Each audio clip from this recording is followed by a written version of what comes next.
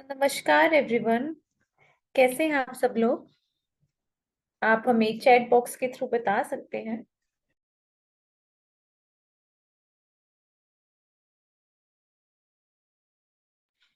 I hope आप सबका Sunday जो है एकदम संडे की तरह बीता होगा कि काफी सारे जो काम पेंडिंग थे इस होल वीक के आपने वो कंप्लीट करे होंगे। आपने रेस्ट किया होगा। ओके। सो विदाउट डिलेइंग एनी फर्दर हम आज का वेबिनार स्टार्ट करते हैं। And I M Himanshi Sharma and I welcome you all to the parenting webinar that is going to be the wonderful webinar for today. मेरे साथ है Kiran Godara. Please welcome her as well and she is going to be part of today's webinar as well, जैसे कि हम हर बार रहते हैं। So without delaying any further, let's start today's webinar. And this webinar is organized by Euro International School, जो कि है फर्स्ट फ्यूचरिस्टिक स्कूल और जो कि बिलीव करता है एक न्यू वे ऑफ लर्निंग पे, जो कि प्रिपेयर करता है बच्चों को उनके कल के फ्यूचर के लिए। हमारा मिशन है to nurture each and every individual and to celebrate their uniqueness and to ignite their passion. और इसी मिशन के साथ में हमारा विजन है कि हम हर एक बच्चे को प्रिपेयर करें ताकि वो कॉन्शियस बने, इंटेलेक्चुअली कैपेबल बने, इमेजिनेटिवली क्रिएटिव हो और आगे चल के बहुत ही सुंदर तरीके से ट्रांसफॉर्मेटिव लीडर्स के रूप में हमें सोसाइटी में किसी न किसी तरीके से कंट्रीब्यूट करें। और ये सब कुछ पॉसिबल हो पाता है हमारे director mister Shivram, the founder of Euro International School के विजन की वजह से। He is a dedicated educator and renowned parenting expert, जिन्होंने ना कि सिर्फ यूरो इंटरनेशनल स्कूल को ही प्रसिद्ध किया है बल्कि कोड विद्या और फनुस्ता जैसी कंपनी को भी उन्होंने बहुत प्रसिद्ध किया है। And because of that he has received Rajiv Gandhi innovation award as well. So without delaying any further हम स्टार्ट करने वाले हैं मेडिटेशन से। लेकिन हम मेडिटेशन से ही क्यों स्टार्ट कर रहे हैं? हम मेडिटेशन से इसलिए स्टार्ट कर रहे हैं ताकि हमारे दिमाग में जो भी अब तक चल रहा है उसको हम एक बार साइड में रखें और कॉन्शियस हो जाएं हमारे प्रेजेंट के टुवर्ड्स में। प्रेजेंट के टुवर्ड्स का मतलब है कि हम ये वेबिनार अटेंड करने वाले हैं और इस वेबिनार में काफी सारी इंफॉर्मेशन शेयर होने वाली है।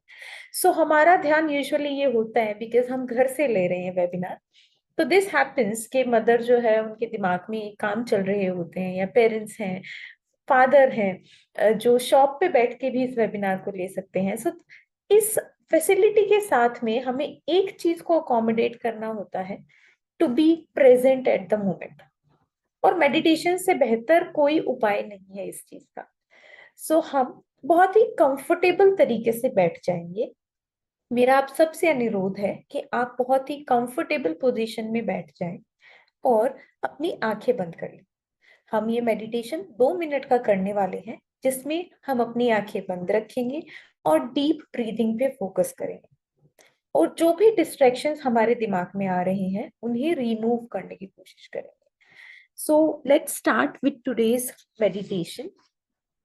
Please close your eyes.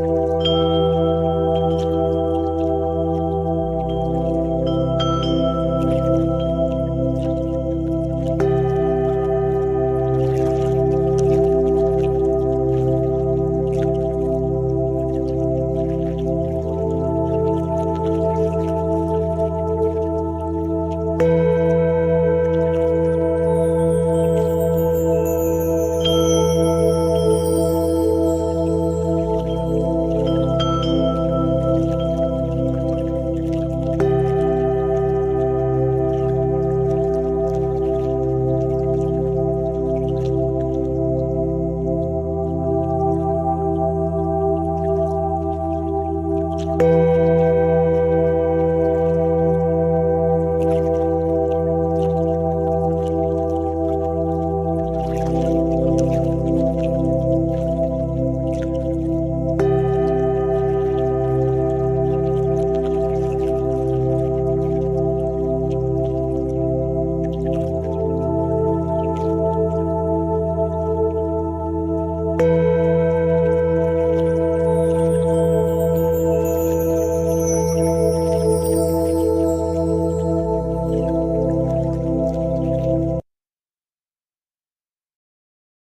Dear parents, I hope ये मेडिटेशन जो था आज का आपके लिए रिलैक्सिंग रहा होगा and you were with me through out the meditation. Namaskar everyone. Once again, I would like to welcome all of you. तो आज का जो टॉपिक है वो, जैसा कि आप सभी को ऑलरेडी पता होगा कि हमारा जो टॉपिक है वो है cultural values and modern parenting. हम इस टॉपिक के बारे में क्यों बात कर रहे हैं, क्या जरूरत पड़ी इसके बारे में बात करने की, और ये टॉपिक कहाँ से आया, सबसे पहले ये जानना बहुत जरूरी है। रीजन ये है कि आपने भी अभी नोट किया होगा कि हमारे जो वैल्यूज हैं, हम एज ए पेरेंट हम जहाँ पे स्टैंड करते हैं, हमने जो सीखा है हमारी पेरेंटिंग जैसी हुई है उसमें, और आजकल के जो बच्चे हैं उनकी जो एक्सपेक्टेशंस हैं उसमें बहुत ज्यादा डिफरेंस है। ये जो जनरेशन टू जनरेशन गैप होता है ये हम सब जानते हैं, लेकिन ये जो दो जनरेशन है उनमें बहुत ज्यादा गैप है, क्योंकि बहुत जल्दी एडवांसमेंट हुए हैं, टेक्नोलॉजी इतनी फास्ट ग्रो करी और इतना सब कुछ चेंज, लाइफस्टाइल जो है हमारी वो बहुत ही फास्ट चेंज हो गई, और इसकी वजह से जो जनरेशनल गैप है वो बहुत एक्सटेंड हो गया, बहुत ज्यादा हो गया। और अब प्रॉब्लम आ जाती है कि हम कैसे इस जनरेशनल गैप की वजह से बैलेंस कैसे बनाए, हमारे जो बच्चे हैं उनके जो वैल्यूज हैं उनमें, और हमारे जो हमने जो सीखा है उसके बीच में हम कैसे बैलेंस बनाए। और यहाँ पे हर पेरेंट को प्रॉब्लम आ रही है आज के टाइम पे। आई थिंक आप जितने भी पेरेंट्स हमारे साथ यहाँ आज प्रेजेंट हैं वो हो सकता है अग्री करें इस बात से। I would like to know कि क्या आपको लगता है कि ये जो जनरेशनल गैप है इन दो जनरेशन में वो बहुत ज्यादा है, और कहीं ना कहीं प्रॉब्लम आती है कल्चरल वैल्यूज को और जो मॉडर्नाइजेशन है उसके बीच में बैलेंस बनाने की। आप यस या नो में आंसर कर सकते हैं चैट बॉक्स में कि क्या आपको लगता है कि जनरेशनल गैप बहुत ज्यादा है और उसकी वजह से प्रॉब्लम आती है उसमें बैलेंस बनाने में। यस या नो में आपको आंसर करना है।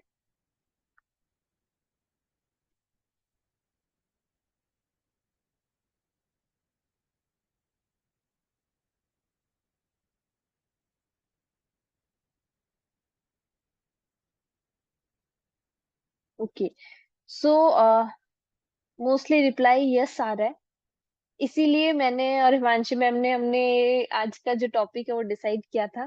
क्योंकि हम खुद भी देखते हैं जब स्कूल में हम बच्चों से मिलते हैं, उनके पेरेंट्स से मिलते हैं, हम दोनों से मिलना होता है हमारा, तो ऐसे में हमें वो जो गैप है वो साफ दिखता है, क्योंकि हम बच्चों की बात भी सुनते हैं, पेरेंट्स की बात भी सुनते हैं।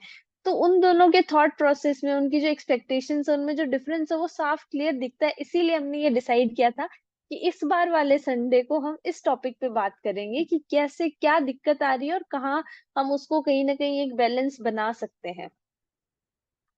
अब हम बात करते हैं कि जो इंडियन हमारा जो कल्चर है उसकी क्या क्या वैल्यूज है। मेजर वैल्यूज वैसे तो अनगिनत है, एन नंबर ऑफ वैल्यूज हमारे इंडियन कल्चर में इनकलकेट की जाती है, हमें सीखने को मिलती है। बहुत वास्ट कल्चर रहा है हमारा इंडिया का, और ये पूरे वर्ल्ड में फेमस भी है अपनी वैरायटी के लिए, अपने इतने सारे वेरिएशंस के लिए। तो मेजर मेजर क्या हमारी जो वैल्यूज है इंडिया में, वो हम एक बार गो थ्रू करते हैं कि क्या क्या चीजें हैं। पहला है हायरार्की एंड अथॉरिटी। हमारे इंडियन कल्चर में ये माना जाता है ये जो बड़े और छोटे के बीच का जो गैप है उसको बहुत ज्यादा इम्पोर्टेंस दी जाती है। जैसे हमारे ग्रैंड पेरेंट्स हैं उनको हम रेस्पेक्ट वाला जो है वो हमारे हायरार्की में चलता है कि जो जिस जो एजेड हैं, जो हमसे बड़े हैं उनको रेस्पेक्ट देना, जो छोटे हैं उनसे प्यार करना, उनकी केयर करना, उनकी रिस्पॉन्सिबिलिटीज को बेयर करना, ये हमारी कल्चरल वैल्यूज है कि बड़ों का सम्मान करना और छोटों की केयर करना, उनकी रिस्पॉन्सिबिलिटी लेना। दूसरा हमारे यहाँ पे जो वैल्यू है मेजर, वो है इंटरडिपेंडेंस एंड सपोर्ट। जो वेस्टर्न कल्चर है उसमें क्या होता है, इंडिविजुअलिटी को ज्यादा एम्फेसिस दिया जाता है कि वहां पे आपने शायद ये सुना भी होगा कि बच्चे 18 साल के होने के बाद में खुद ही अपनी जो फाइनेंसेस है, रहना खाना सारा खुद मैनेज करते हैं, वो किसी पे डिपेंडेंट नहीं रहते। लेकिन हमारा जो इंडियन कल्चर है उसमें यही होता है कि हम एक दूसरे से कनेक्टेड हैं। फॉर एग्जाम्पल आपने देखा होगा कि पड़ोस में भी हम कितने इंटरडिपेंडेंट होते हैं कि ये तो इंडियन कल्चर का बहुत बड़ा पार्ट रहा है कि अगर किसी घर में चीनी खत्म हो जाती है तो उनको टेंशन नहीं होती कि हाँ फटाफट से जाके पास वाली आंटी से लेके आ जाते हैं। अचानक से कोई आ गया, दूध खत्म हो गया, तो भी हम एक दूसरे पे डिपेंडेंट रहते हैं। इसमें कुछ बुरी बात नहीं है, ये एक बहुत ही खूबसूरत चीज है कि हम एज ए सोसाइटी भी इतने ज्यादा कनेक्टेड है। ऐसा ही होता है, हम हर परिवार में, हर घर में ऐसा ही होता होगा इंडियन फैमिलीज में कि कुछ भी अचानक से मेहमान आ जाते हैं तो दूसरे जो आसपास वाले हैं वो आते हैं, हेल्प करवा के जाते हैं। जैसे हमारी जो सोसाइटी है, हम बचपन से प्रॉपर सोसाइटी में रहते हैं जहाँ पे बहुत सारे घर है। तो कभी भी किसी के घर पे भी फंक्शन होता है तो ऐसा ही होता है कि वहाँ खाना भी वहां नहीं बनता, एक के घर पे ही बनता है, और फिर सब लोग आते हैं, वही काम करते हैं, वही सारी चीजें मैनेज करते हैं। तो जो इंटरडिपेंडेंस है वो हमारी एक वैल्यू है। दूसरा मॉरल और एथिकल एजुकेशन, कि हमारे कुछ मॉरल वैल्यूज रखी हुई है कि क्या बिहेवियर सही है, कौन सा सोशली एक्सेप्टेड है और कौन सा नहीं, उसके भी कुछ नॉर्म्स बने हुए हैं। फॉर एग्जाम्पल बड़े आते हैं, उनके पैर छूना, उनको नमस्कार करना, और अगर हम बात करें कि जैसे पूजा करना, भगवान को ग्रीट करना, ये सारी चीजें हमारी जो एथिकल मोरल एजुकेशन ये सब में आती है। कौन सी चीजें जो नहीं कर, अब्यूजिव लैंग्वेज हम लोग नहीं यूज करते, वो अनएथिकल मानी जाती है। तो इस तरीके के तू करके बात हम जनरली नहीं करते हैं, हम आप करके बात करते हैं, अपने पेरेंट्स हो या बड़े हो उनसे। तो ये सारी मॉरल वैल्यूज है। फिर आती है कलेक्टिविस्ट अप्रोच, जो कि हमने ऑलरेडी डिस्कस डिस्कस किया। कलेक्टिविस्ट का मतलब है कि हम इंडिविजुअलिटी की जगह अपने आप को एज ए ग्रुप देखते हैं, एज ए फैमिली देखते हैं कि अच्छा ये मेरी फैमिली है। कोई भी बच्चे को अगर हम बोलेंगे तो वो अपने आप को आइडेंटिफाई करता है अपनी फैमिली के साथ में, एक ग्रुप के साथ में आइडेंटिफाई करता है कि मैं इस ग्रुप का हूँ, मेरी ये कास्ट है, मेरा ये रिलीजन है, मेरी ये फैमिली है, तो मैं इस शहर का हूँ।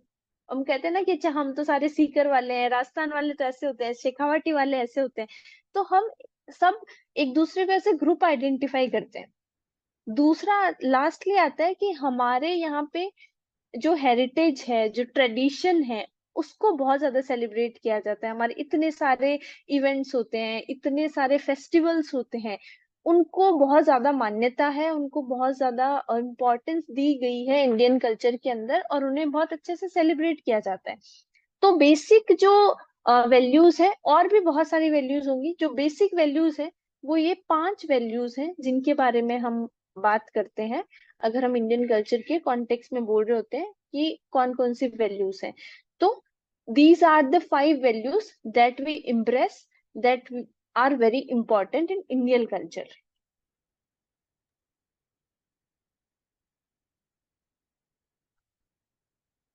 तो अब तक हमने जो बात की वो ये की कि इंडियन कल्चर में हम किन किन वैल्यूज को नर्चर करते हैं, और जो यूजुअली हम हमारी पेरेंटिंग में, हमारे फैमिली स्ट्रक्चर में भी हमें देखने को मिल जाती है। अब हम बात करेंगे कि मॉडर्न पेरेंटिंग ट्रेंड्स जो है वो क्या है। अब देखिए, ये एक्सप्लेन करने से पहले मैं एक चीज पे आप सबका ध्यान लेके जाना चाहूंगी कि देखो, जैसे ही कोविड आया है ना, वैसे ही बहुत सारी चीजें हमारी लाइफ में अपने आप चेंज हो गई है। जैसे कि बाहर हम हाइजीन के टुवर्ड्स ज्यादा कंसर्न हो गए हैं। अब तो मैं खुद की बात करूं, तो मेरे साइड में कोई छींक भी देता है, अगर उसे स्नीज आ जाती है तो I feel uncomfortable if I am having my food at that time. So ये जो थॉट प्रोसेस है, ये सिर्फ हमारे बिहेवियर में ही नहीं, बल्कि हमारे सारे फाइनेंशियल एस्पेक्ट्स में, रहने सहने के तरीके में भी आ गई है। एक चीज और हुई थी कोविड की वजह से कि बच्चों ने मोबाइल फोन बहुत ज्यादा यूज करने लगे थे, स्क्रीन का भी बहुत ज्यादा यूज आ गया था। तो ड्रास्टिकली बच्चों में चेंज देखने को मिल गए थे, बहुत जल्दी उनको गुस्सा आने लग गया था। तो इन चीजों को में हमें ध्यान में रखना है। तो पहला है जो मॉडर्न पेरेंटिंग ट्रेंड है, वो है फोकस ऑन इंडिविजुअलिटी। जैसे कि किरण मैम ने बताया था कि पहले इंडियन कल्चर में क्या होता था कि यूजुअली सिर्फ और सिर्फ हम पूरे परिवार को देखते थे। अब जैसे कि एक हम छोटा सा उदाहरण ये भी ले सकते हैं कि पहले देखी जाए तो most of all joint family ही रहती थी। फैमिली स्ट्रक्चर कैसा था हमारा कि जॉइंट फैमिली होती थी। अब हमारा फैमिली स्ट्रक्चर क्या हो गया, न्यूक्लियर फैमिलीज होने लग गई है। छोटी छोटे छोटे परिवार होने लग गए हैं, एक परिवार में 4 मेंबर हुए, 5 मेंबर हुए, 3 मेंबर हुए, राइट। तो अगर हम देखें तो हम इंडिविजुअलिटी का कॉन्सेप्ट यहां से भी पकड़ सकते हैं। दूसरा, हम सिर्फ पेरेंटिंग के एस्पेक्ट में अगर देखें तो पहले क्या होता था कि हम सारे लोगों को एक साथ लेके चलते थे। अब वो थोड़ा थोड़ा शिफ्ट देखने लग गया कि भाई मेरे बच्चे को क्या पसंद है, मुझे वो काम करना है। पहले क्या देखते थे कि मेरे परिवार को क्या पसंद है, मुझे वो काम करना है। अब कैसे हो गया है कि मेरे बच्चे को क्या पसंद है, मैं क्यों कॉम्प्रोमाइज करूँ, और मेरा बच्चा कॉम्प्रोमाइज भी क्यों करे, जो कि बात भी सही है। Second is child centred approach. देखो, चाइल्ड सेंटर्ड अप्रोच का क्या मतलब है कि बच्चे के हिसाब से अपन चलने लगते, बच्चे की जरूरतों के हिसाब से अपन चलने लगते। अगर पहले के फैमिली स्ट्रक्चर में अपन देखते थे तो क्या होता था कि जिस तरीके से जो रोल दादाजी ने बना दिए या दादी जी ने बना दी, यूजुअली हम सबको ये होता था कि हाँ फॉलो करना ही करना है। अब दादा दादी खुद आते हैं स्कूल में कि मैम हमें ये बताओ हम क्या करें जिसकी वजह से जैसे हमारा बच्चा है वो घर में खुश होने लग जाए, हमसे ज्यादा बातें करने लग जाए। तो एक चाइल्ड सेंट्रिक अप्रोच जो है वो हम लोगों ने अडॉप्ट कर ली है। दूसरा, हमने बहुत ज्यादा एम्फसाइज देने लगे हैं मेंटल हेल्थ पे, जो कि अच्छी चीज है। हम जो ये बातें कर रहे हैं अभी, जो हम डिस्कस कर रहे हैं, इसमें हम ये नहीं देख रहे हैं कि ये सारी बुरी चीज है। हम यहाँ पे ध्यान ये दे रहे हैं कि शिफ्ट कैसे आ गया, चेंज कैसे आ गया आजकल की पेरेंटिंग में। पहले के जमाने में क्या होता था, अथॉरिटेटिव पेरेंटिंग होती थी।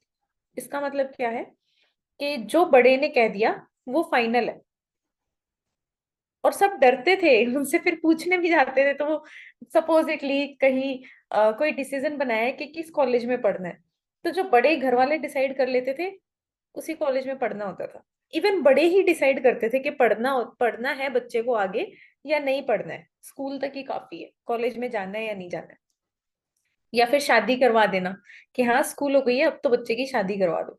तो ये सारी चीजें पहले घर वाले ही डिसाइड कर लेते थे, और घर में भी वो डिसाइड करते थे जो लीडर होता था घर का, जो फैमिली का हेड होता था। अब ऐसा नहीं है। अगेन ये इंडिविजुअलिटी भी कवर कर गया ये टॉपिक, ये चाइल्ड सेंट्रिक अप्रोच भी कर गया। तीसरा, ये मेंटल हेल्थ पे भी इम्फेसाइज कर गया। अब हम ये देखते हैं कि बच्चे की मेंटल हेल्थ, मानसिक संतुलन जो है उसका, वो अच्छे तरीके से बना रहे, वो हेल्दी तरीके से उसका मेंटल डेवलपमेंट हो। तीसरा, डिजिटल पेरेंटिंग आ गया है। डिजिटल पेरेंटिंग का क्या मतलब है, पहले हम क्या करते थे, पेरेंटिंग की सारी चीजें, जैसे कि एक घर में न्यूली मदर है तो उन्हें घर के आसपास घर में जो बड़े बूढ़े हैं, वो जो फीमेल्स हैं वो बताती होंगी कि बेटा आपको बच्चे की तरफ ही करवट करके सोना है, बच्चे से पीठ करके नहीं सोना है। ऐसी बहुत सारी बातें जो थी वो हमें हमारे जो बड़े बूढ़े हैं वो बता देते थे। आज के टाइम पे भी बताते हैं, लेकिन since every mother is educated now, most of all mothers are educated, तो वो एक डिजिटल सोर्स का भी इस्तेमाल करती हैं पेरेंटिंग से इंफॉर्मेशन कलेक्ट करने के लिए, पेरेंटिंग के रिगार्डिंग। फॉर एग्जाम्पल, अभी recently I was talking to a lady, मैं किसी से बात कर रही थी और वो न्यूली मदर बनने वाली है, वो प्रेग्नेंट है। तो उन्हें रिसेंटली पता चला कि जो पहले वो फेस वॉश काम में लेती थी वो अब नहीं ले सकती है क्योंकि वो प्रेग्नेंट है, वो बच्चे को नुकसान करेगा। तो देखिए, सिर्फ एक फेस वॉश, जो प्रोडक्ट हम यूजुअली ऐसे ही काम में ले लेते हैं, वो भी जैसे ही हम पेरेंट बनते हैं तो वो चीज चेंज हो जाती है। और उन्हें कैसे पता चला, क्योंकि वो पेरेंटिंग के ऊपर एक वीडियो देख रही थी जो कि न्यूली मदर्स के लिए था। तो काफी सारे एडवांसमेंट आ गए हैं, एक ये एडवांसमेंट भी आया है। तीसरा, फ्लेक्सिबल पेरेंटिंग स्टाइल्स। अब क्या हो गया, पहले क्या होता था कि जो भाई घर के बड़े बूढ़ों ने बोल दिया दैट वाज फाइनल। अब क्या होता है, हम जरूरत को देखते हैं और जरूरत के हिसाब से अपने पेरेंटिंग का तरीका डिसाइड कर लेते हैं। सपोजिटली पहले ये देखा जाता था कि जो मेल होते हैं, है ना, जैसे बॉयज हुए, छोटे बच्चे हुए, लड़के, उनको यूजुअली एकदम रफ एंड टफ तरीके से उनकी अपब्रिंगिंग होती थी। अब क्या होता है, अब धीरे धीरे बॉयज को भी इमोशंस के बारे में बात करने की हम टीचिंग देते हैं। पहले के जमाने में जो लड़के होते थे उनको पता ही नहीं होता था कि इमोशंस क्या होते हैं, उन्हें किसी ने सिखाया ही नहीं, क्योंकि फादर से वो बॉन्डिंग एस्टेब्लिश हुई ही नहीं थी कभी। लेकिन आज के टाइम पे अगर हम देखते हैं तो बॉयज को भी एक नर्चरिंग एनवायरनमेंट मिलता है, उन्हें अपने आप को एक्सप्रेस करने का मौका मिलता है।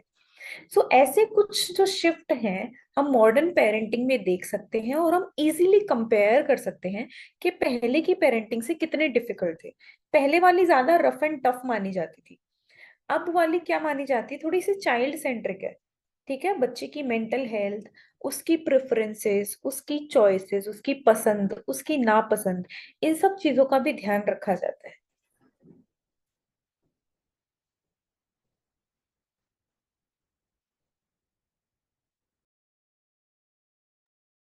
ओके, सो अभी हमने बहुत अच्छे से दो चीजें समझी कि पहला तो हमारी इंडियन वैल्यूज कौन कौन सी है, दूसरा अभी मॉडर्न पेरेंटिंग क्या है।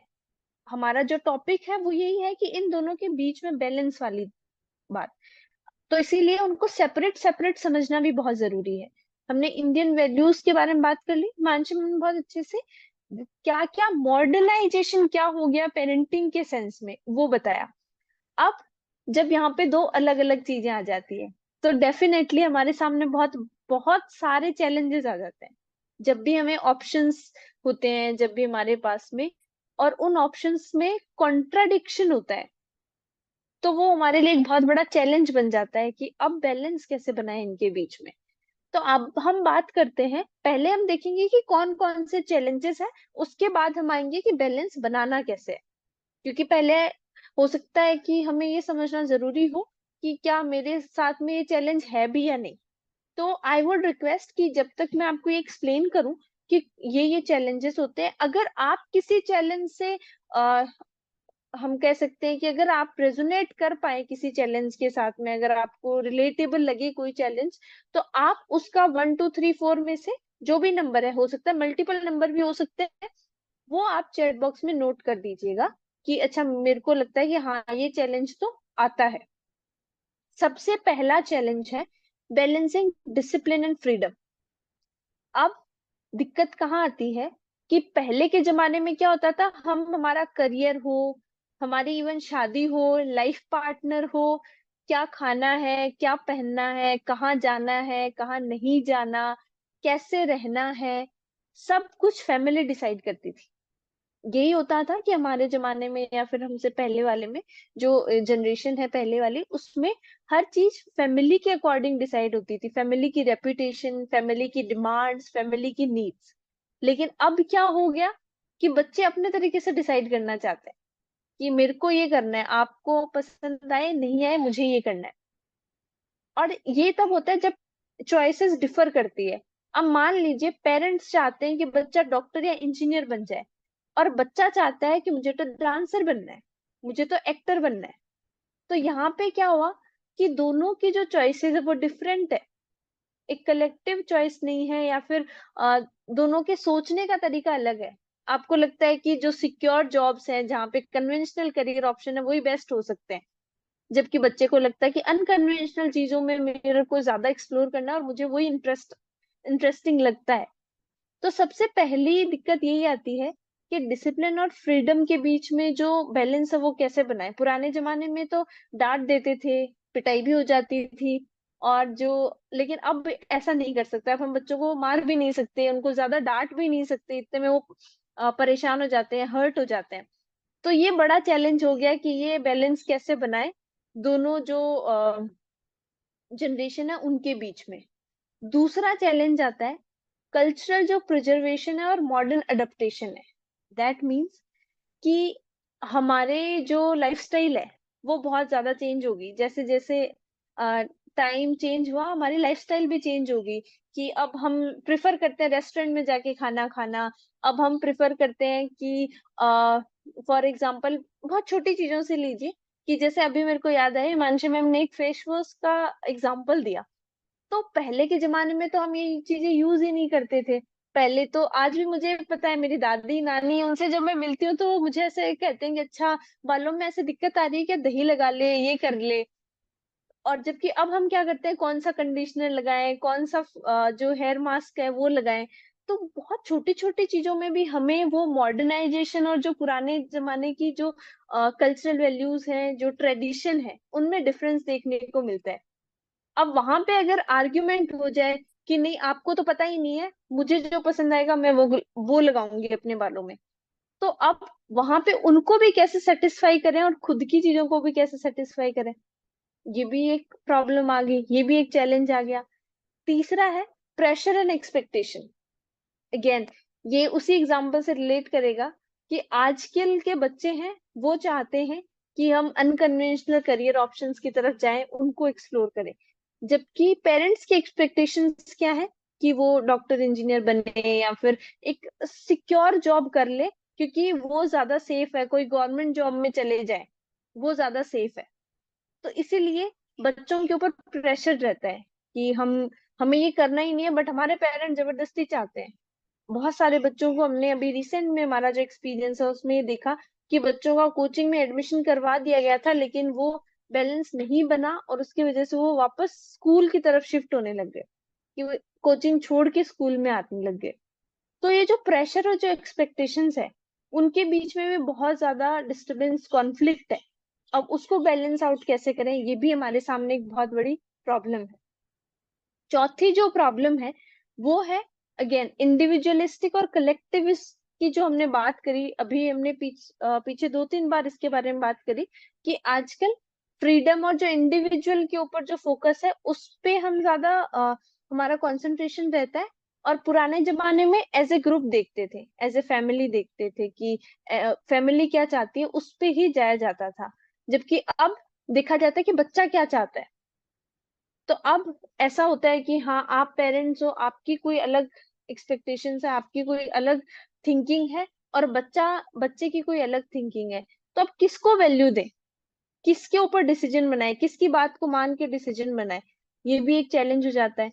कि हम बच्चे को ये भी सिखाएं कि ग्रुप में रहना है, हमारा जो फैमिली है उसका भी ध्यान रखना है, फैमिली के साथ कनेक्टेड रहना है, और वहीं पे वो अपनी जो इच्छाएं हैं, खुद की जो पर्सनल डिमांड्स है, पर्सनल नीड्स है, उनको भी सेटिस्फाई करे। ये भी एक चैलेंज है कि इनको भी, फैमिली को भी खुश रखे, खुद भी खुश रहे। तो ये बैलेंस बनाना बड़ा ही प्रॉब्लमेटिक होता है, बड़ा ही चैलेंजिंग हो जाता है। तो ये 4 मेजर चैलेंजेस हमें देखने को मिलते हैं।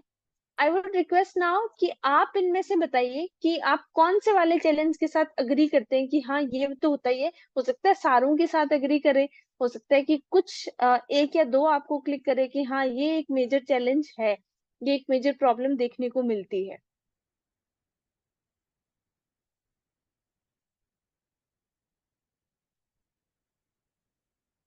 1, 2 एंड 3। प्रीति मैम के according first, second and third तीनों ही प्रॉब्लम उन्हें फेस करने को मिलती है। किरण बाकी मैम, मुझे पेरेंट्स से लगता भी। है कि इंडिविजुअलिटी और कलेक्टिविस्ट उन लोगों को ज्यादा फील होता होगा जो जॉइंट फैमिली में रहते हैं। एग्जैक्टली ये अभी रिसेंट के एक्सपीरियंस से भी मैं कह सकती हूँ, ऐसे 2-3 केसेस मेरे पास में आए और उनमें यही प्रॉब्लम आ रही थी कि दादा दादी तो समझ नहीं पाते हैं कि बच्चा, जैसे एक छोटा सा एग्जांपल लेते हैं कि आजकल के बच्चे वो फ्रेंड्स के बर्थडे पे बाहर जाना पसंद करते हैं, पार्टी करना पसंद करते हैं। और जो हमारे पुराने जमाने के, जो हमारे ग्रैंड पेरेंट्स हैं, पेरेंट्स हैं, उन्हें वो चीज समझ में नहीं आती, क्योंकि उनको लगता है यार हम तो कभी गए नहीं, इसकी क्या जरूरत है। तो अब वहां पे वो बड़ा ही कॉन्फ्लिक्टिंग हो जाता है कि वो तो जाना चाहते हैं और उनको लगता है कि इसकी कोई जरूरत नहीं है, नहीं जाना चाहिए।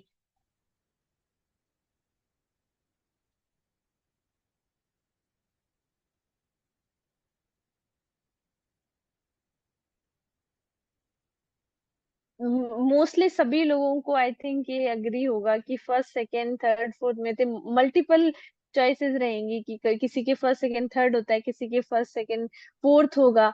तो ये जनरल चैलेंजेस देखने को मिलते ही मिलते हैं। ओके, सो अब हमने देखा था कि जो जनरल चैलेंजेस हैं वो कौन कौन से हैं, और हमने चार तरीके में, चार हिस्सों में उनको डिवाइड कर दिया था। अब हम ये देखेंगे कि स्ट्रैटेजीज क्या है इन कल्चरल वैल्यूज को मेंटेन करने, क्योंकि ऐसा भी नहीं है कि हम मॉडर्न पेरेंटिंग से एकदम दूर हट जाए। देखो, ये चीज हमें समझनी होगी कि पहले वाला टाइम अब है नहीं। जो टाइम है वो काफी चेंज हो चुका है। तो अगर हम सारी ही तरीके पहले वाले अपनाएंगे तो उसमें जो बच्चों के साथ में एडजस्ट करने वाली प्रॉब्लम है वो बढ़ती जाएगी। दूसरी चीज ये है कि अब सारे ही मैडम अगर हम नए वाले अपना ले तो ये भी पॉसिबल नहीं है, बिकॉज हम एक इंडियन बैकग्राउंड से बिलोंग करते हैं, और हमारी जो कल्चरल वैल्यूज हैं वो बहुत ही सुंदर हैं और बहुत ही लॉजिकल भी होती हैं। राइट। इट्स जस्ट कि जनरेशन टू जनरेशन वो पास ऑन तो हो गई, लेकिन वो लॉजिक क्या था वो हम पास ऑन करना भूल गए। तो शायद आज हमें भी वो लॉजिक नहीं पता। जैसे एक छोटा सा एग्जांपल है कि बिल्ली अगर आपके रास्ते के सामने से जा रही है तो उसको काटना नहीं चाहिए उस रास्ते को। अब क्यों नहीं काटना चाहिए, बच्चे के तो ऐसे क्वेश्चन रहेंगे, और हम पेरेंट्स के पास में रहते नहीं है कि हाँ क्यों नहीं काटना चाहिए। यूजुअली एक लॉजिकल और एक साइंटिफिक रीजन इसके पीछे ये पाया गया था कि पहले के टाइम पे रोड और ये सब तो होती नहीं थी, तो जंगल के रास्तों से लोग ट्रेवल करते थे। हरियाली भी बहुत ज्यादा थी। अगर हरियाली ज्यादा है, जंगल ज्यादा है, तो जंगली जानवर भी ज्यादा होंगे। और यूजुअली ये होता था कि अगर बिल्ली भागती हुई आ रही तो डेफिनेटली वो किसी न किसी जानवर से बचते हुए आ रही है। क्यों? क्योंकि बिल्ली को चेज करने वाले, बिल्ली को पकड़ने वाले जानवर बहुत होते थे पहले। तो यूजुअली इसीलिए रुक जाया करते हैं कि अगर बिल्ली वहां से जा रही है तो डेफिनेटली पीछे से एक और जानवर भागता हुआ आएगा, और कहीं हमें हमें उसका नुकसान ना हो जाए, हमें चोट ना लग जाए। सो दिस यहाँ इज। पे ना हिमांशु में मैं एक और एग्जांपल ऐड करना चाहूंगी, बहुत इंटरेस्टिंग एग्जांपल है, और सबसे ज्यादा स्ट्रगल भी करते हैं फीमेल्स, बहुत स्ट्रगल करती है उसमें। ये जो हाँ। घूंघट वाला है, कि हम्म। आज भी ऐसा चलता है कि घूंघट निकालना है, बट घूंघट कहाँ से स्टार्ट हुआ, क्या हुआ, उसके पीछे बहुत सारे रीजंस हैं। और बहुत सारी अलग अलग मान्यताएं भी हैं, बिलीव्स हैं कि इस वजह से घूंघट निकालते हैं, इस वजह से निकालते हैं। एक मेरे फादर ने मुझे एक लॉजिक बताया था इसके पीछे, कि जब पुराने टाइम में हमारी जो फीमेल्स थी वही साफ सफाई का और सारा काम वही करती थी। तो उनका बहुत ज्यादा क्योंकि जानवर रखते थे, ये जो गाय भैंस बकरी हर घर में होती थी, और खेत में काम करते थे। तो बहुत ज्यादा मिट्टी और कचरे के जो कांटेक्ट में रहती थी फीमेल्स, और चूल्हे पे रोटियां बनती थी, तो उनका बहुत ज्यादा कांटेक्ट धुएं के साथ में भी रहता था। इसीलिए वो पूरे टाइम मुंह ढक के रखती थी, ताकि उनकी नाक और मुंह के अंदर वो धुआं, वो मिट्टी और जो भी बैक्टीरियाज कीटाणु आसपास जो भी गंदगी है वो चली ना जाए, उससे बचने के लिए वो मुंह ढकती थी। जैसे अगर अभी भी सफाई वगैरह करते हैं तो मास्क लगाते हैं या चीजें करते हैं, तो उसके वजह से वो घूंघट निकाल लेती थी, क्योंकि जो दुपट्टा पहनती थी वो आसानी से लग जाता था। इस वजह से उन्होंने घूंघट निकालना शुरू किया। तो ये समझ में आता है कि हाँ, उस वजह से डेफिनेटली होगा। लेकिन आज के टाइम पे उन्होंने अलग तरीके से ले लिया कि घूंघट निकालना ही चाहिए, जबकि ऐसा कोई काम या ऐसी कोई एक्टिविटी में इंडल्ज नहीं होते हैं फिर भी। आज के टाइम पे जो जैसे ये घूंघट वाली चीज है या फिर बहुत सारी अलग चीज है, उन्हें कैरेक्टर से जोड़ दिया गया है, क्योंकि उनके पीछे का साइंटिफिक रीजन नहीं पता है। और ये पॉइंट आगे कवर होगा, इस स्लाइड में नहीं है, लेकिन ये पॉइंट आगे कवर होगा कि अगर बच्चे को हम लॉजिकल एक्सप्लेनेशन देते हैं कि हमारे कल्चरल वैल्यूज और बिलीव्स किस तरीके से हैं, ऐसे क्यों बने, तो बच्चों को ज्यादा इंटरेस्ट आता है। क्योंकि आजकल के बच्चे बहुत स्मार्ट होते हैं कि मम्मी ऐसा हुआ है तो क्यों हुआ है, इसका लॉजिक क्या है, ये उनको जानने में बड़ा इंटरेस्ट आता है। और एक बार किसी चीज का लॉजिक उन्हें समझ में आ जाता है ना, तो वो उस चीज को इजीली फॉलो भी कर लेते हैं। राइट। सो हम पहले पॉइंट को कवर करते, that is encouraging respect for elders and family traditions. हमारा पहला मोटिव क्या होगा, हम कैसी स्ट्रेटेजी काम में ले सकते हैं कि बच्चे को हम ये सिखाएं कि बड़ों की हमें रिस्पेक्ट करनी है, और हमारे फैमिली ट्रेडिशंस की भी करनी है, मतलब जो रिचुअल्स हम फैमिली में फॉलो करते हैं। तो ये होगा कैसे? पहला है रोल मॉडलिंग। रोल मॉडलिंग से क्या मतलब है कि आप उसके रोल मॉडल है। पेरेंट्स जो होते हैं वो अपने बच्चे के रोल मॉडल हैं। तो जिस तरीके से आप रोल करोगे, जिस तरीके से आप उसको व्यवहार, अपने व्यवहार को, अपने एक्शंस को बच्चे को दिखाओगे, बच्चा आपको वो ऑब्जर्व करेगा और वो अपने में लेके आएगा, अडॉप्ट कर लेगा बहुत जल्दी। तो हमें ये ध्यान रखना है कि हम कोई फेक रेस्पेक्ट ना दे अपने एल्डर्स को। जैसे कि फॉर एग्जाम्पल दादा दादी सामने है, तो हमने हाँ जी करके बात कर ली और पीछे से हम दादा दादी की ही बुराई कर रहे हैं और हमारा बच्चा सुन रहा है। सो वो रिस्पेक्ट तो हमने भी नहीं दी अपने बड़ों को। और फिर हम एक्सपेक्ट कैसे करें कि हमारा बच्चा जब बड़ा हो जाएगा तो हमें भी रिस्पेक्ट देगा। तो हमें ध्यान रखना है कि हम ऐसे बिहेवियर बच्चे के सामने ना करें। दूसरा है story telling and oral traditions. अब हम बच्चों को इंटरेस्ट कैसे गैदर कर सकते हैं? बच्चे के इंटरेस्ट गैदर होते हैं उनके सेंसरी इनपुट से। सेंसरी इनपुट मतलब अपने जो 5 सेंसेस हैं, जैसे आंखें हो गई, हमारी टंग हो गई जिससे हम टेस्ट कर सकते हैं, कान हो गए जिससे हम सुन सकते हैं, नोज हो गई जिससे हम स्मेल कर सकते हैं, और हमारी स्किन हो गई जिससे हम टच कर सकते हैं। ये हमारे 5 सेंसेस है। और किसी का भी अगर हमें अटेंशन गैदर करना है तो इन 5 सेंसेस की बात करो। जैसे कि बच्चों को कुछ अपने, जैसे कि आज भी अगर मेरी मम्मी की शादी को 30-30+ ईयर्स हो गई, राइट? तो आज मैं उनकी शादी के अगर कपड़े देखती हूँ ना तो मैं, मेरे को बहुत फैसिनेटिंग लगता है। एंड आई एम लाइक कि मम्मी ये किसी को देना मत, I will take it with me when I will get married. जब मेरी शादी होगी तो मैं लेके जाऊंगी। तो वो एक लगाव, वो एक जुड़ाव किस तरीके से बना, जैसे कि मेरी मम्मी ने मुझे स्टोरीज बताई कि बेटा ये साड़ी मेरे पास इसलिए ऐसे आई थी, तेरी दादी माँ ने मेरे को पहला तोहफा दिया था। तो मैं अपनी दादी से, अपनी माँ से काफी अटैच हूँ। ऑटोमेटिकली मेरा वो अटैचमेंट उस साड़ी के साथ में भी हो गया। सो हम कुछ ऐसी स्टोरीज जो हैं, हमारे टाइम की स्टोरीज हैं, आप अपने बच्चों को सुना सकते हैं। थर्ड इज फैमिली रिचुअल्स, कि हम सबकी फैमिली में कोई ना कोई रिचुअल होता है।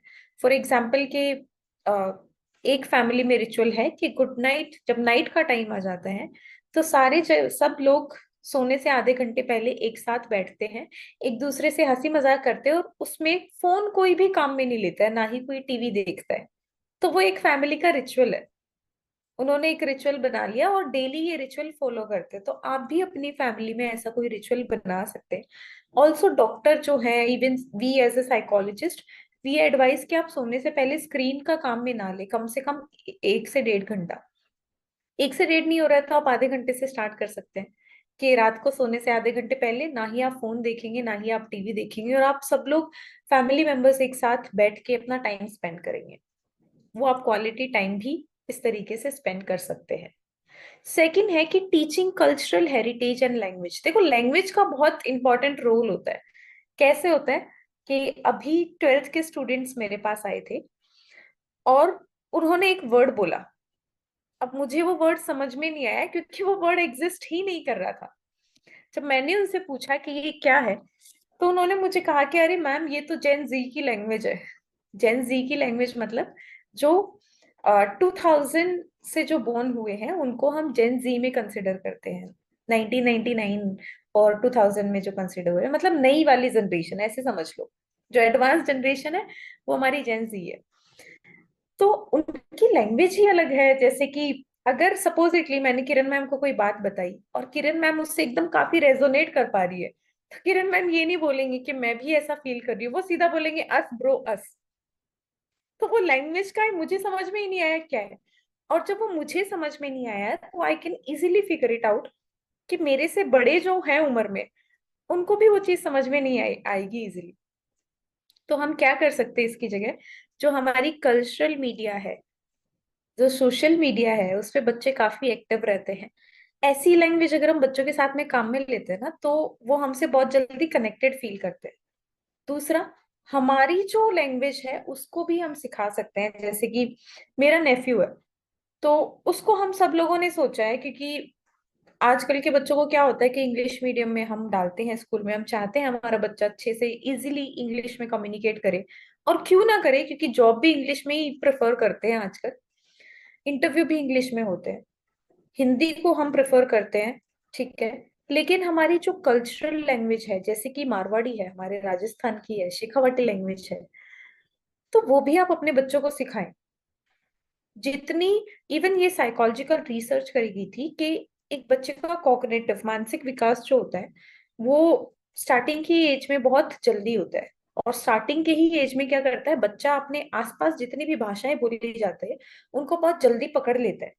तो जितनी ज्यादा वो भाषा बोल सकता है ना, उतना अच्छे तरीके से वो अपनी अ, जो कॉग्निटिव डेवलपमेंट है, जो मानसिक विकास है, उसमें पार्टिसिपेट कर सकता है। उसका उतना अच्छा कॉग्निटिव डेवलपमेंट होगा। तो अगर आपके घर पे मारवाड़ी नहीं बोलते हैं छोटे बच्चों के साथ में, तो आई वुड रिक्वेस्ट कि बच्चों को मारवाड़ी भी सिखाओ। That is also necessary for them. Third strategy comes कि celebrating festivals and rituals with children. बच्चों को कोई भी त्योहार से दूर ना रखें। जैसे कि दिवाली पे मुझे याद है कि हमारे घर पे हम अशोक के पत्ते लेके आते हैं, फूल लेके आते हैं और उनसे बंदरवाल बनवाते हैं। और हम सारे बच्चे बैठ के आज भी वो बनाते हैं और हमारे घर के जो गेट हैं उनको डेकोरेट करते हैं और उसमें बड़ा मजा आता है। तो ऐसे कुछ रिचुअल्स हैं वो हम अडॉप्ट, रिचुअल्स में कुछ ऐसी प्रैक्टिसेस हैं जो कि हमें अडॉप्ट करनी चाहिए। फेस्टिवल्स जो है वो हमें सेलिब्रेट करने चाहिए। हर फेस्टिवल का जो ट्रेडिशन है उस पे, आजकल के टाइम पे क्या होता है कि यूजुअली दिवाली आई है, आलस के चक्कर में हमने नए कपड़े नहीं पहने हैं। इतनी मेहनत कौन करेगा किचन में, बाहर से ही ले आते हैं ना सारी चीजें। आई अंडरस्टैंड कि सारा काम एक साथ करना होता है तो बहुत हेक्टिक हो जाता है पेरेंट्स के साथ भी। लेकिन कुछ ना कुछ आप ऐसा रखें कि जो आपने बनाया है किचन में, बच्चे को उसमें इंडल्ज करो कि बेटा आज त्योहार है, आपको हेल्प करवानी है। ऐसे मुझे याद है जब मेरी दादी माँ जिंदा थी तो मुझे बोलती थी, अरे बेटा आज तो त्योहार है, आज तो लेट सोना ही नहीं है, जल्दी उठना है, आज तो जल्दी उठ के जल्दी नहाना है, आज तो त्योहार का दिन है। तो वो चीज अभी भी मेरे दिमाग में रहती है कि हाँ यार, आज तो त्योहार का दिन है, जल्दी उठना है और काम करवाना है। वो इनबिल्ट हो गया। इनबिल्ट मतलब अब मेरे अंदर वो चीज फिट हो गई है। क्यों? क्योंकि मैंने बचपन से ही वो सुना हुआ है। तो ऐसा फेस्टिवल जब भी आता है तो हम हमारी फैमिली की हेल्प करते हैं और बच्चों को घर के कामों में इंडल्ज करो। और ऐसा नहीं कि हम उनसे काम गुस्सा करके करवा रहे हैं। उनको बहुत हंसी मजाक से, खुशी खुशी में उनको रिस्पॉन्सिबिलिटी दो। ये आपके बच्चे की डिसीजन मेकिंग अच्छा करेगा, रिस्पॉन्सिबल बनाएगा। प्लस उन्हें कल्चर से जोड़ के रखेगा, जो कि हमारा मेन मोटिव है कि हमारे बच्चे आज के टाइम पे अपनी रूट्स को ना भूले।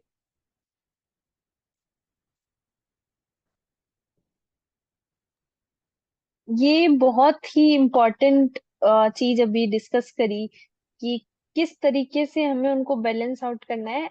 इससे मुझे एक बचपन से लेके अब में जो डिफरेंस आया है वो अचानक से मेरे दिमाग में आया कि पहले हम जब छोटे होते थे तो जो गणगौर वाला जो फेस्टिवल है ये पूरा 1 मंथ तक सेलिब्रेट होता था।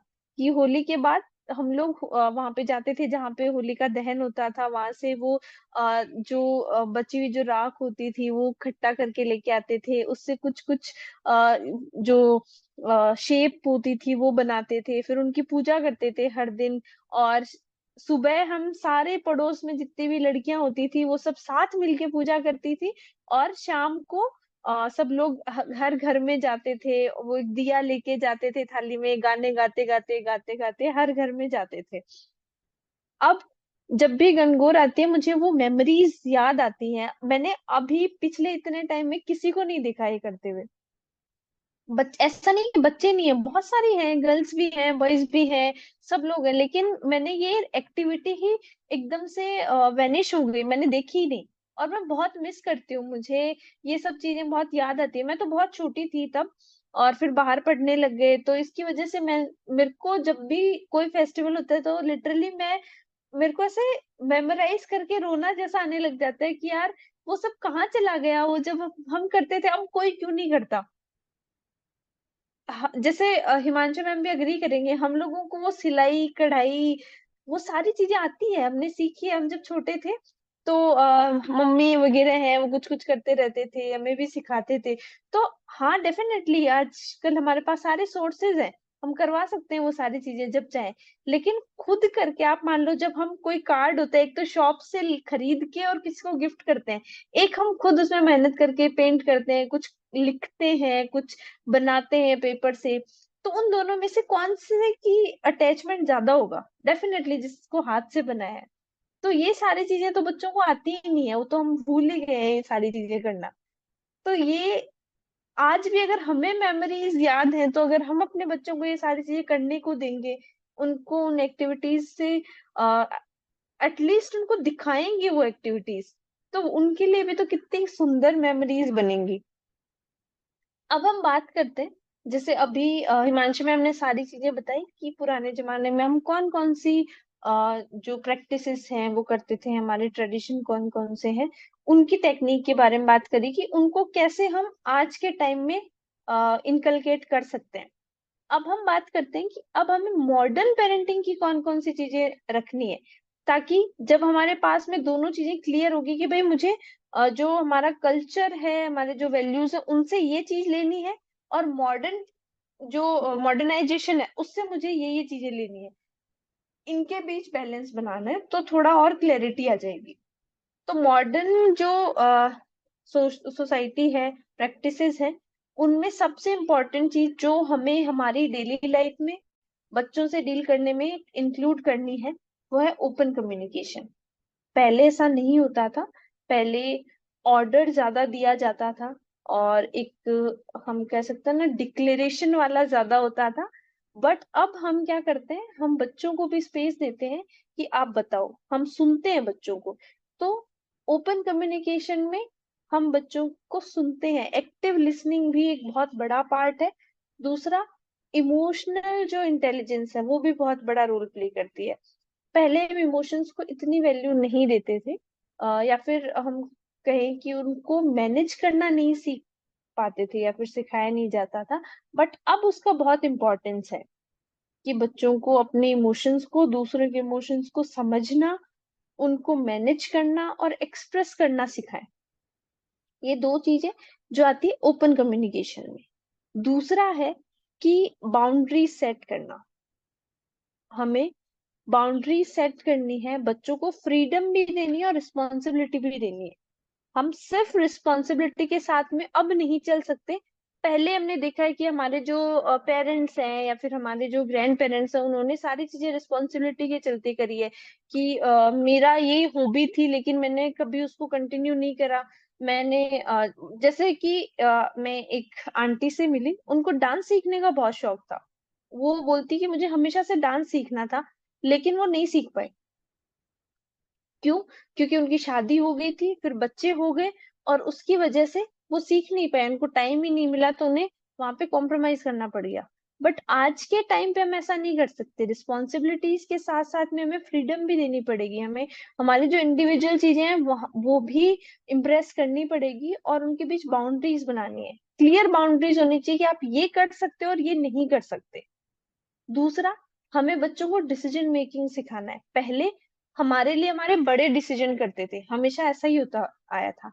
क्यों? क्योंकि वो हमेशा एक सिक्योर एनवायरनमेंट में रहते थे, सब हमेशा ही साथ में रहते थे, वहीं पढ़ते थे, वहीं उनकी जॉब होती थी, वहीं सारा काम करते थे। अब ऐसा नहीं होता, बच्चे जॉब के लिए बाहर जाते हैं, पढ़ने के लिए दूर दूर जाते हैं। तो इसीलिए उनको डिसीजन मेकिंग सिखाना बहुत इंपॉर्टेंट हो जाता है। हम उनके लिए हर टाइम डिसीजन नहीं ले सकते। इसीलिए मॉडर्न पेरेंटिंग का डिसीजन मेकिंग और ये जो बाउंड्रीज, फ्रीडम वाला पार्ट है, वो बहुत इंपॉर्टेंट है। तीसरी जो होती है टेक्नोलॉजी। पुराने जमाने में टेक्नोलॉजी का इतना रोल नहीं था डे टू डे लाइफ में, बट आज हमारी पूरी लाइफ टेक्नोलॉजी के अराउंड ही रिवॉल्व करती है। इसीलिए वहां पे हमें थोड़ा सा टेक्निक्स यूज करने की जरूरत है कि हम स्क्रीन टाइम फिक्स रखें। ऐसा नहीं हो कि टेक्नोलॉजी है तो बच्चा पूरे टाइम ही उसमें लगा है, और साथ साथ में ऑफलाइन एक्टिविटीज को भी इम्पोर्टेंस देना बहुत जरूरी है कि कुछ न कुछ आप फिजिकल एक्टिविटी करें, कुछ न कुछ ऐसे गेम्स वगैरह हैं वो खेले जाएं जो हाथ से खेले जाते हो, इंस्टेड ऑफ टेक ओरिएंटेड जो गेम्स हैं वो होने की बजाय ऑफलाइन जो एक्टिविटीज है उनको हमें इम्पोर्टेंस देनी है। तो ये तीन मेजर पॉइंट्स है। मॉडर्न जो लाइफस्टाइल है उससे हमें लेनी है, उसके साथ अडॉप्ट करनी है। ये वो टेक्निक्स है, ओपन कम्युनिकेशन, बाउंड्री सेट करना, और टेक्नोलॉजी के साथ में बैलेंस बनाना। सो अब हम देखेंगे कि पेरेंट्स का कैसे रोल रहता है इन चीजों के बीच में बैलेंस बनाने से। पहला है कि डेमोन्स्ट्रेट बैलेंस्ड बिहेवियर। हमें पहले वो खुद को बैलेंस्ड बिहेवियर दिखाना होगा। जैसे कि एक बच्ची की काउंसलिंग चल रही थी किरण मैम के साथ और मेरे साथ। तो उस बच्ची ने ये शेयर किया कि मेरी जो मदर है वो खाना ही नहीं देती है मुझे टिफिन में। और लिटरली वो बच्ची खाना नहीं लेके आती थी। क्यों? क्योंकि उसकी मदर जो है वो कॉन्टिन्यूअसली मोबाइल देखती रहती थी। अगर आप ही स्क्रीन से अलग नहीं रह पा रहे तो हम कैसे एक्सपेक्ट करें कि हमारा बच्चा जो है वो स्क्रीन से दूर रहेगा और सही तरीके से करेगा। हम बच्चे को इस एग्जाम्पल से क्या सिखा रहे हैं कि एक तो केयरलेसनेस सिखा रहे हैं, इररिस्पॉन्सिबिलिटी सिखा रहे हैं, अनकॉन्शियस बिहेवियर सिखा रहे हैं। प्लस स्क्रीन टाइम जो है वो ओवर यूज्ड होगा तो फिर काफी सारे इश्यूज जैसे स्ट्रेस हुआ, डिप्रेशन हुआ, एंजाइटी हुई, इन सब की बढ़ोतरी दिखा रहे हैं अपने आप ही। अब हमें ऐसी चीजों को अवॉइड करना है और हमें वो बिहेवियर डेमोन्स्ट्रेट करना है बच्चों को जो हम बच्चों से एक्सपेक्ट करते हैं बिहेवियर। एक सेइंग है कि जैसा आप अपने बच्चों को बनाना चाहते हैं वैसा आप पहले खुद बनिए। तो ये मेरे को काफी फैसिनेटिंग लगती है। और इवन जब हम काउंसलिंग करते हैं किसी भी बच्चे की या किसी भी पेरेंट की, तो एक क्वेश्चन हम खुद से भी पूछते हैं कि क्या मैं ऐसा कर रहा हूँ या कर रही हूँ, जो मैं एडवाइस कर रही हूँ कि वैसा मैं खुद तो करती हूँ क्या, एक क्वेश्चन रहता है। और अगर कहीं आंसर हमें नहीं मिलता है ना तो हम उसको सही करने की कोशिश करते हैं। जैसे कि मेडिटेशन, हम खुद बोलते हैं मेडिटेशन करो करो, and then all of sudden Kiran ma'am and I realised कि हम खुद मेडिटेशन कर रहे हैं क्या। And then we started meditating. हमें वो बिहेवियर डेमोन्स्ट्रेट करना चाहिए जो हम हमारे बच्चों से एक्सपेक्ट कर रहे हैं। क्यों? क्योंकि बच्चे की ऑब्जर्वेशन स्किल्स बहुत तेज होती है। वो आपको बहुत ऑब्जर्व करता है और जैसा आप बिहेवियर करते हो वैसा ही वो बिहेवियर जाने अनजाने में खुद करने लग जाता है। उसको सिखाने की जरूरत नहीं होती, वो अनजाने में खुद ही कर देता है। Second is share your personal experiences with your child. अपनी कहानियां बताएं, अपने लर्निंग बताएं, आप अपनी गलतियां भी बताएं और उन गलतियों से आपने क्या सीखा है वो भी अपने बच्चे को बताएं। इससे आपका क्वालिटी टाइम भी स्पेंड होगा, बच्चे के साथ में आपका कनेक्शन भी अच्छा होगा, बच्चे रिस्पॉन्सिबल बनेंगे, एम्पथेटिक बनेंगे, डिसीजन मेकिंग अच्छा होगा। प्लस वो जो रूट्स हैं, होता है ना कि अपनी जड़ों को कभी ना भूलो, तो वो कभी अपने रूट्स को नहीं भूलेंगे। And third, encourage life long learning. क्योंकि ये एक ऐसा टाइम है जो बहुत फास्ट पेस पे चेंज हो रहा है। मुझे याद है कि मैं बहुत छोटी थी तब वो नोकिया वाले मोबाइल आया करते थे, इतना भारी होता था वो। फिर मैंने देखा कि हाँ, कीपैड वाले आने लग गए हैं और काफी हल्के आने लग गए। इवन लैंडलाइन, वो घुमाने वाले लैंडलाइन भी यूज करे हुए हैं। और आज देखे तो एआई आ गया है। कितने फास्ट पेस पे जो है वो टेक्नोलॉजिकल एडवांसमेंट हो रहा है। बच्चे को लाइफ लॉन्ग लर्निंग वाला एटीट्यूड होना चाहिए। और बच्चा ये कैसे गेन करेगा? जब पेरेंट्स में नई चीजों को सीखने की क्यूरियोसिटी रही। Stay curious parents and grow your children as the curious ones.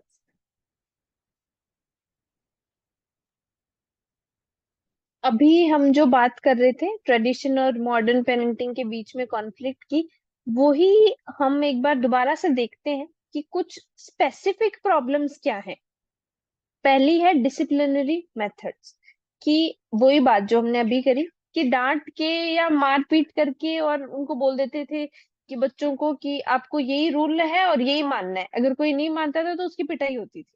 अब ऐसा नहीं कर सकते। तो जो डिसिप्लिन के जो मेथड्स हैं कि बच्चों को डिसिप्लिन कैसे सिखाना है, वो काफी ज्यादा चेंज हो गए। पहले की जो पहले की जो प्रैक्टिसेस थी वो अब काम नहीं आती। दूसरा जो कॉन्फ्लिक्ट आता है वो है जेंडर रोल्स। पहले मेल के अलग रोल होते थे, फीमेल के अलग रोल होते थे। मेल वो काम नहीं करते थे जो फीमेल करते, फीमेल वो काम नहीं करती थी जो मेल करते। अब ऐसा नहीं होता। अब मेल भी वो काम करते हैं जो फीमेल करती है, खाना बनाना, साफ सफाई करना, ये सब करते हैं। और फीमेल्स भी बिजनेस वीमेन है, वो सारा घर मैनेज करती है, फाइनेंसेस मैनेज करती है, सब कुछ काम करती है। तो ये जो जेंडर रोल्स है वहां पे भी कॉन्फ्लिक्ट आ जाता है, पुराने जो ट्रेडिशन थे उनमें और अब वालों में। तीसरा कॉन्फ्लिक्ट आता है एजुकेशनल एक्सपेक्टेशंस, अगेन जो हमने पहले डिस्कस किया, कि पहले कन्वेंशनल करियर ऑप्शंस को ज्यादा वैल्यू दी जाती थी, बट अब क्या होता है कि जो अनकन्वेंशनल है, जो न्यू ट्रेडिशंस है, जैसे मान लो मुझे एक्टिंग करनी है, डांस करना है, तो उनको ज्यादा एम्फेसिस दिया जाता है बच्चों के द्वारा कि हाँ हमें ये करना है। बट पहले ऐसा नहीं होता था, पहले ये मानते थे कि डांस तो सिर्फ ये पर्टिकुलर जो डांसर्स की जो सोसाइटी है वो ही डांस कर सकती है, उनको ही करना चाहिए। अगर मान लो आप कोई दूसरी सोसाइटी से बिलोंग करते हो, दूसरी कास्ट से बिलोंग करते हो, तो आपको डांस करना अच्छी बात नहीं है। अब ऐसा नहीं होता। अब ये जो बाउंड्रीज हैं, जो ये जो कास्ट वाली ये सब चीजें हैं, अब वो कहीं फेड हो गई है, जो कि एक बहुत अच्छी बात है। और इसीलिए हमें उस तरीके से ही उसको रिजॉल्व करना है। चौथी जो कॉन्फ्लिक्ट है वो है मॉडर्न लाइफस्टाइल और कल्चर, कि हमारे जो रिचुअल्स है, पूजा पाठ करनी है, दिवाली इस तरीके से मनानी है, होली इस तरीके से मनानी है, घर पे ये खाना बनना चाहिए, ये डेकोरेशन भी इस तरीके से होगी। ये सारी चीजें, एक बहुत सिंपल सा एग्जांपल कि दिवाली पे हमेशा पहले दिए के थ्रू ही हम डेकोरेशन करते थे। अब क्या करते हैं, दिए तो कोई करता ही नहीं है, बहुत कम करने लगे। और लोग क्या करते हैं, सिर्फ जो लाइट्स होती हैं, जो चाइना लाइट्स आती हैं मार्केट में, वो लगा देते हैं और डेकोरेशन हो गया। तो वो हम कैसे बैलेंस आउट करें, उसके बीच में भी कॉन्फ्लिक्ट है कि वो टाइम सेविंग है, फटाफट से लगा दी और हो गया। दिए हैं, उनमें बार बार से हमें तेल या घी भी डालना पड़ेगा, वो हवा चल गई तो हो सकता है कि बुझ भी जाए, इन सारी चीजों का ध्यान रखना है। तो यहाँ पे भी कॉन्फ्लिक्ट आ जाता है कि भाई ट्रेडिशन को फॉलो करें या फिर मॉडर्न जो तरीके हैं उनको फॉलो करें। तो ये कॉन्फ्लिक्ट्स हैं जो हमें देखने को मिलती है।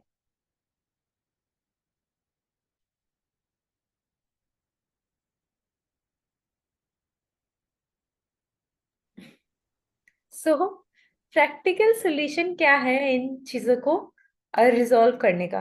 पहला है कॉम्प्रोमाइज एंड अडेप्टेशन। कुछ ऐसी चीजें हैं जो हमें पुराने वाली कॉम्प्रोमाइज करनी पड़ सकती हैं और नई चीजों को अपनाना पड़ सकता है। जैसे कि एक दिवाली वाला किरण मैम ने एग्जाम्पल दिया, तो अब हम क्या कर सकते हैं, इन दोनों का मिक्सचर ले सकते हैं कि आप दिए भी जलाएं, आप लाइट चाइना लाइट्स भी जलाएं। राइट? तो हमने क्या किया, कुछ चीजें कॉम्प्रोमाइज कर ली, कुछ चीजों को अडॉप्ट कर लिया। Third, mutual respect. हमें ये देखना है कि बच्चे जो हैं वो आज के टाइम के हैं। ठीक है? पहली चीज, या तो हम भी आज के टाइम के बनने की कोशिश करें विदाउट फॉरगेटिंग आवर रूट्स, बिना हमारे रूट्स को, बिना हमारी जड़ों को भूले। या फिर अगर ऐसा नहीं होता है तो हमें बच्चे की बात को भी इंपॉर्टेंस देनी है और हमारी बात को भी इंपॉर्टेंस देनी है। जैसे कि एक लैंग्वेज वाला ही एग्जाम्पल हम फिर से लेते हैं कि आजकल बच्चे ऐसे बोलते हैं, यार मम्मी ये काम तो कर लो ना, यार मम्मी ये काम तो हो ही जाएगा। तो मदर्स को यार बोलने पे भी प्रॉब्लम हो जाती है। So what we can do is कि ठीक है, ये एक ऐसी चीज है जिसको बोलने से हमें कोई प्रॉब्लम हो, ऐसा नहीं है कि हमें बहुत बड़ी प्रॉब्लम हो। Please excuse me for a minute.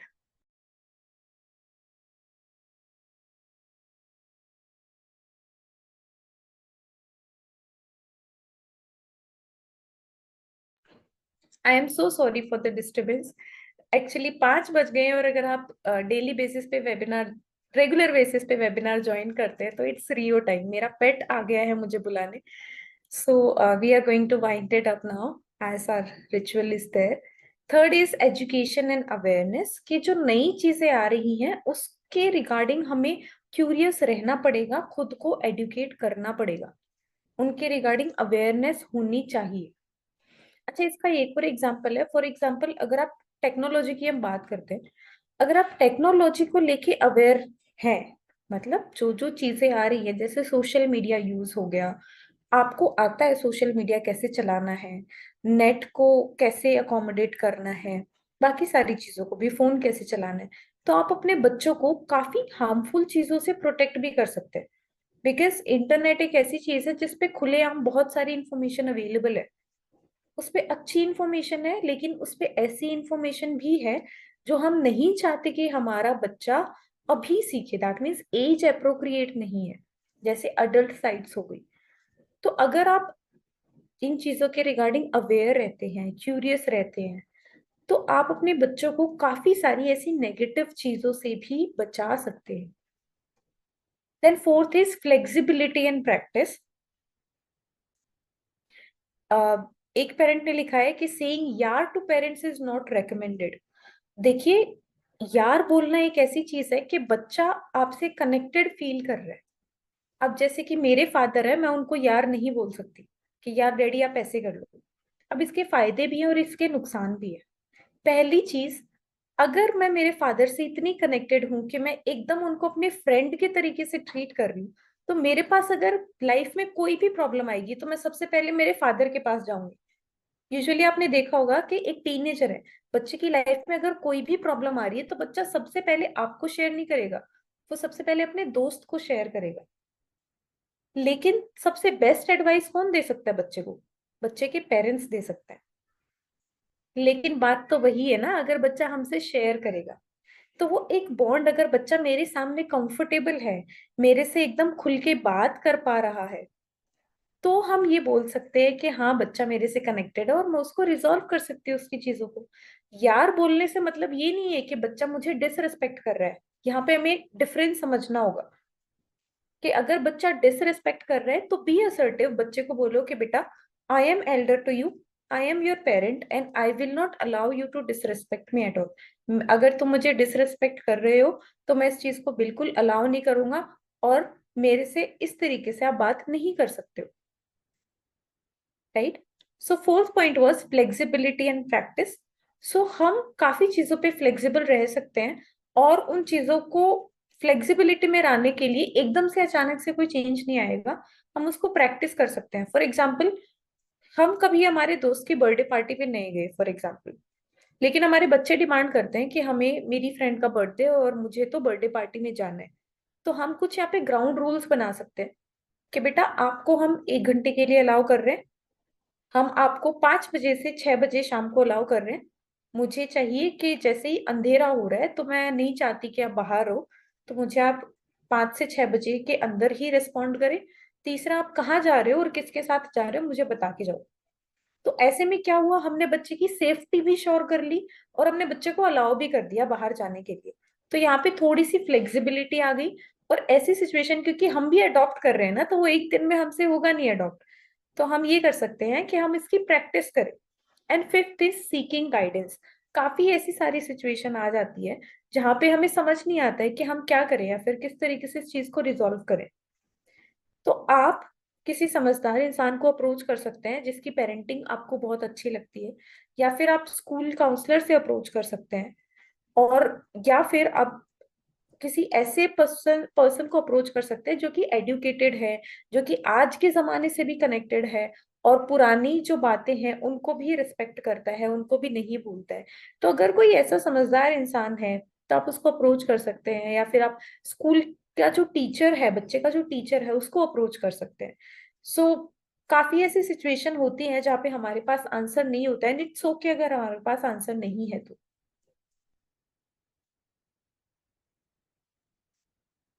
ये तो बहुत इम्पोर्टेंट है। जनरली ये देखा जाता है कि एज एन इंडिविजुअल, पेरेंट हो, बच्चे हो, टीचर हो, कोई भी हो, उनको जब भी सपोर्ट सीख करने की बात आती है तो डाउटफुल रहते हैं कि अच्छा वो हम पूछेंगे तो क्या सोचेंगे। और हम अपने बच्चों से चाहते हैं कि वो क्लास में क्वेश्चन पूछे, आगे जाए, कोई डाउट हो उसको क्लियर करे, जबकि हम खुद ऐसा नहीं करते हैं। इवन मैं और हिमांशी मैम भी हम ये प्रैक्टिस करते हैं कि अगर हमें कहीं कंफ्यूजन होता है तो हम हमारे जो सीनियर जिन्हें हम एडमायर करते हैं और हमें लगता है कि हाँ ये इंसान सही करता है, फॉर एग्जाम्पल यहाँ हम नाम भी लेंगे, कविता मैम जो है हमारे वाइस प्रिंसिपल हैं, हमें उनके जो तरीके हैं डील करने के वो काफी एडमायरिंग लगते हैं। जब भी हम कहीं कंफ्यूज होते हैं कि यहाँ हमें किस तरीके से एक्ट करना चाहिए और हमें क्या करना चाहिए, वी आस्क हर कि मैम यहाँ में आपकी गाइडेंस की जरूरत है, आप हमें बताओ कि हम कैसे करें। एंड लिटरली हम जब भी गाइडेंस लेते हैं तो हम बहुत सारी चीजें और अच्छे से करते हैं। तो इसमें कुछ बुरी बात नहीं है, लेनी चाहिए गाइडेंस। आप दो नई चीजें सीखते हो, हमें भी नया पर्सपेक्टिव मिलता है कि अच्छा उन जो बड़े हैं उनके साथ, क्योंकि हम दोनों सबसे यंग उसमें आते हैं, जो 11th 12th को पढ़ाते हैं उनमें सबसे यंग टीचर्स में आते हैं।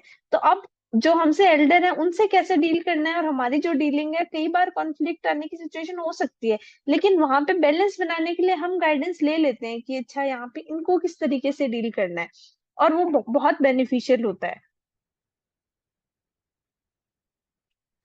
सो वी होप कि जो आज का वेबिनार था वो आपके लिए फ्रूटफुल रहा होगा।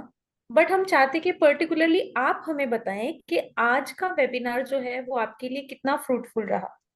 साथ ही में अगर आपको कोई भी क्वेश्चन है, कोई भी क्वेरी है, अगेन जैसे कि it is okay to ask for help, तो आप अपने क्वेश्चंस, अपनी क्वेरीज चैट बॉक्स में हमें टाइप करके बता सकते हैं।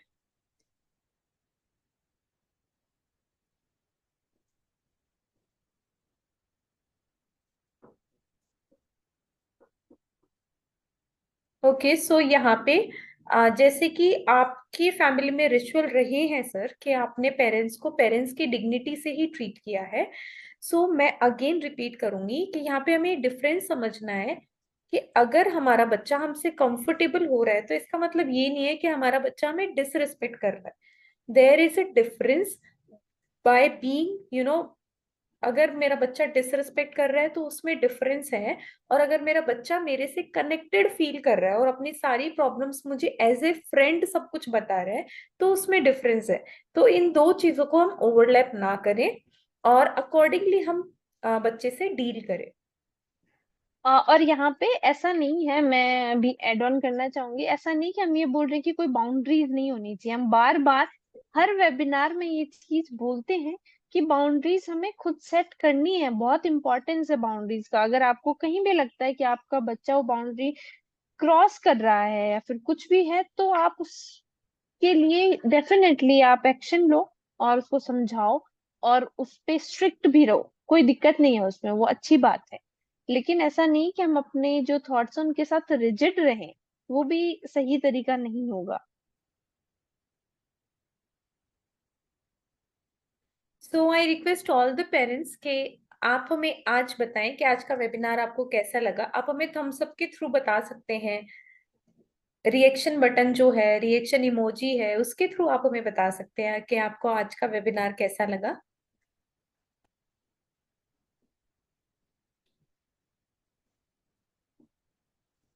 एंड वी वुड रिक्वेस्ट कि जितने भी पेरेंट्स अभी हमारे साथ में, वो सभी रेस्पॉन्ड करें, वो सब आंसर दें। इट विल टेक ओनली 1 और 2 सेकेंड्स। आपको सिर्फ थम्स अप या फिर आप कुछ टाइप करके भी बोल सकते हैं, या फिर अगर आपको टाइप नहीं करना है तो रिएक्शंस का एक हार्ट शेप बनी हुई है, उसमें उस पे क्लिक करेंगे तो बहुत सारे इमोजी मिल जाएंगे आपको। बस उनमें से आपको जो इमोजी अप्रोप्रिएट लगे वो आप सेंड कर सकते हैं। Thank you so much Ankita ma'am, thank you so much Sarita ma'am, Apoorva Arya ma'am, Reena ma'am, Preeti ma'am, Hemlata ma'am. I would request other parents as well to respond. अगर आपके पास कुछ रिव्यू है, कुछ फीडबैक है कि हाँ अगर आप कुछ इम्प्रूवमेंट के सेंस में हमें बताना चाहते तो दैट इज ऑल्सो वेलकम। और साथ ही आई वुड से कि आप सभी हमारी जो पेरेंटिंग कम्युनिटी है उसको ज्वाइन करें। वहाँ पे भी आपको बहुत सारा कुछ कंटेंट हम प्रोवाइड करते रहते हैं हर वीक, उससे भी आपको बहुत हेल्प मिलेगी। तो पेरेंटिंग कम्युनिटी का जो लिंक है वो डाल देंगे। और उससे भी इम्पोर्टेंट कि हमारा जो इंस्टाग्राम चैनल है, इंस्टाग्राम की जो प्रोफाइल है, उस पे भी बहुत इंपॉर्टेंट कंटेंट, न्यूज, कोई इवेंट होता है उससे रिलेटेड चीजें, वो सारी हम डालते रहते हैं। तो उसकी भी हम रिक्वेस्ट करेंगे कि आप वो भी हमारा जो इंस्टाग्राम का जो प्रोफाइल है वो भी फॉलो करें। इंस्टाग्राम की प्रोफाइल का लिंक आपको चैट बॉक्स में मिल जाएगा, आप देखेंगे, उस पे क्लिक करके आपको उसे फॉलो करना है। और उसके बाद में आप कम्युनिटी भी ज्वाइन करें, जिससे आपको सारी चीजें, आप अपडेटेड रहो कोई इवेंट हो। और इससे एडिशनल जो हम शेयर करते रहते हैं कंटेंट, वो भी आपको मिलता रहेगा। Okay, for sure Reena ma'am, हम आने वाले वेबिनार में ये कोशिश करेंगे कि जो आपने रिक्वेस्ट करी है कि बच्चों के साथ में एक फ्रेंडली बिहेवियर कैसे मेंटेन करें प्लस एक पेरेंटिंग अथॉरिटी में कैसे रहें, तो उसके रिगार्डिंग भी आई थिंक किरण मैम ये हमने कवर कर लिया है टॉपिक ऑलरेडी, हाँ, राइट? एक बार तो हमने कर लिया, बट इट्स ओके। हम ट्राई करेंगे कि हम फिर से चीजों को लें, जैसे कि मोबाइल एडिक्शन वाला है, बहुत सारे नए पेरेंट्स भी अपने साथ में जुड़ते हैं। तो डेफिनेटली पेरेंट्स, हम जो टॉपिक्स बहुत इंपॉर्टेंट हैं उनको हम रिवाइज भी करेंगे। कोई Okay, so thank you so much, parents. This is a time for goodbye for today. और हम आने वाले संडे को फिर से मिलेंगे सेम टाइम पे 4 से 5 बजे. Till then take care and stay healthy and happy. Thank you. Also आप अगले वेबिनार में अपने जो रिलेटिव्स हैं, आपके आसपास के जो पेरेंट्स हैं, उनको भी लेके आइएगा, क्योंकि अगर हम इसमें कोई चार्जेस नहीं लग रहे और अगर हम एक की भी कोई एक पॉइंट पे हो सकता है क्लिक करे किसी पेरेंट्स को और उन पेरेंट्स की और बच्चों की लाइफ में बहुत बड़ा चेंज आ सकता है, तो इसीलिए हम आपसे रिक्वेस्ट करेंगे कि आप मैक्सिमम लोगों को कनेक्ट करें, मैक्सिमम लोगों को लेके आए वेबिनार में और उनको रिमाइंड करें, आप खुद भी ज्वाइन करें और कम से कम आई वुड रिक्वेस्ट कि हर पेरेंट 2-3 पेरेंट्स को तो ला ही सकता है, उनको लेके आए और ये बहुत सारी चीजें सीखने को मिलेगी और हो सकता है कहीं और भी काम आ जाए। इसीलिए आई होप कि नेक्स्ट वेबिनार में आप सभी पेरेंट्स एटलीस्ट 2-3 दूसरे नए जो पेरेंट्स हैं उनको लेके आएंगे। एक क्विक थम्स अप आप मुझे भेज दीजिए, जिससे कि मैं थोड़ा होपफुल रहूं कि आप दूसरे पेरेंट्स को भी कनेक्ट करवाएंगे और वेबिनार से कनेक्ट करेंगे।